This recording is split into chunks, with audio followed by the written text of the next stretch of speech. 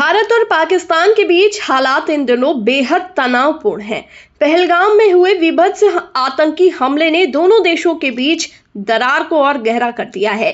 इस हमले ने पूरे भारत को झकझोर कर रख दिया। जवाब में भारत ने निर्णायक और सख्त कदम उठाते हुए न केवल ऐतिहासिक सिंधु जल संधि को निलंबित कर दिया, बल्कि पाकिस्तानी नागरिकों के वीजा रद्द कर दिए और राजनयिक संबंधों को भी न्यूनतम स्तर पर सीमित कर दिया। भारत की इन कठोर कार्रवाइयों से पाकिस्तान पूरी तरह से बौखला गया है और लगातार अजीबोगरीब और उकसाने वाले बयान दे रहा है।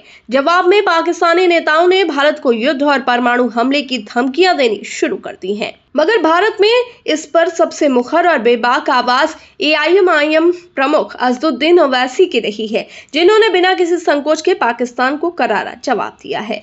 पहलगाम में निर्दोष पर्यटकों की नृशंस हत्या ने ओवैसी को बेहद आक्रोशित कर दिया। उन्होंने पाकिस्तान की हरकतों की कड़ी निंदा करते हुए कहा कि धर्म पूछकर लोगों की हत्या करना दरअसल आतंकवाद की सबसे घिनौनी शक्ल है, जो ISIS जैसे आतंकी संगठनों की सोच को दर्शाता है। ओवैसी ने कहा कि आतंक के नाम पर निर्दोषों का खून बहाने वाले दरअसल इंसानियत के दुश्मन हैं और पाकिस्तान की ये हरकतें उसे ISIS की कतार में खड़ा कर देती हैं। उन्होंने तीखी टिप्पणी करते हुए सवाल किया कि आप किस धर्म की बात कर रही हैं? ये कृत्य दिखाता है कि आप ISIS के माइंड सेट के हो। सिर्फ शब्दों में ही नहीं, ओवैसी ने पाकिस्तान को सामरिक और आर्थिक मोर्चे पर भी आईना दिखाया। उन्होंने दो टूक शब्दों में कहा कि पाकिस्तान भारत से आधे घंटे नहीं, आधी सदी पीछे है।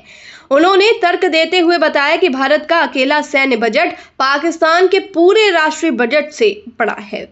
ओवैसी ने यह भी चेतावनी दी कि पाकिस्तान जैसे दिवालिया देश को भारत जैसे सशक्त राष्ट्र के खिलाफ परमाणु युद्ध की धमकी देना खुद उसके विनाश का न्योता होगा। उन्होंने पाकिस्तान को याद दिलाया कि निर्दोष लोगों की हत्या कर अब दुनिया की नजरों से बचना संभव नहीं है और भारत अब हर हमले का सख्त और निर्णायक जवाब देने के लिए तैयार है।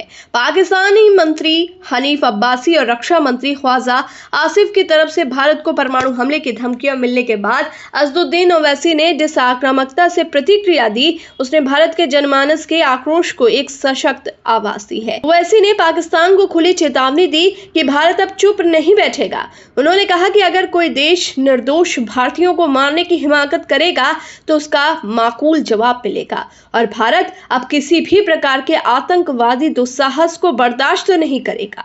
पहलगाम हमले के बाद से असदुद्दीन ओवैसी लगातार पाकिस्तान की नीतियों और उसकी आतंकी मानसिकता को कठोर शब्दों में बेनकाब कर रही हैं।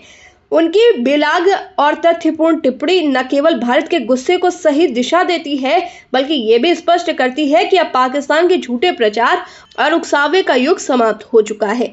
ओवैसी के शब्दों में वही दृढ़ता, वही आक्रोश और वही संकल्प दिखता है जो आज भारत की 125 करोड़ जनता के हृदय में धड़क रही है।